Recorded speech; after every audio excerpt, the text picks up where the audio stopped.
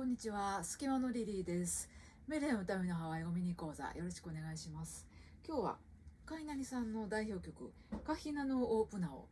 取り上げてみました。早速1番の歌詞を見てみたいと思います。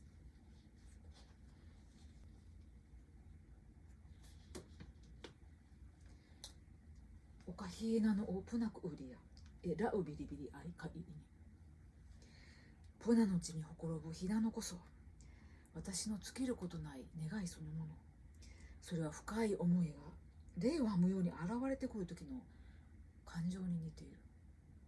プナというとハワイ島の地名ですが、ひなの群生地として知られるところなんですね。プナに吹く風はひなの香りを漂わせているって、そんな詩的な表現もあったりする、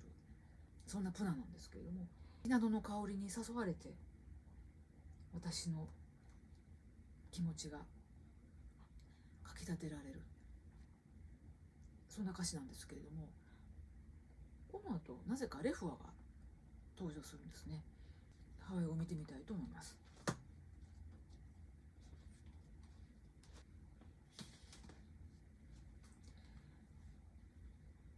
日本に日本ほいいけアロ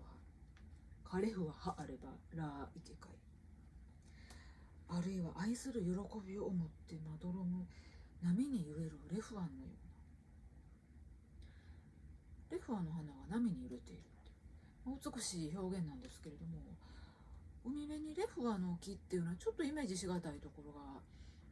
あるんですが、こんなオーレルの絵合うハワイ語のことわざがあるんですね。パナエバの森は海の際に咲いているレフアを水面に落とすと。どういうことかというと、パナエバっていうのはレフアの森で今も知られる地名なんですけれども、今は山手のイメージのある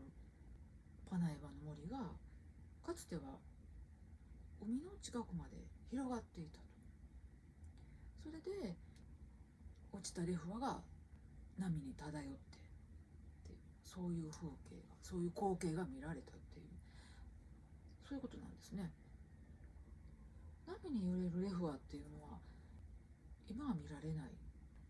今目にするプナの風景っていうのではなくて、かつてのプナ、かつて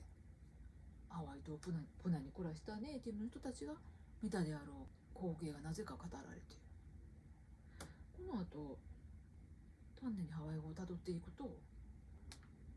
オーレロの絵あるハワイ語の昔からハワイ語で語られてきた詩的な表現が引用されている歌詞がたくさん盛り込まれていて、現に今ある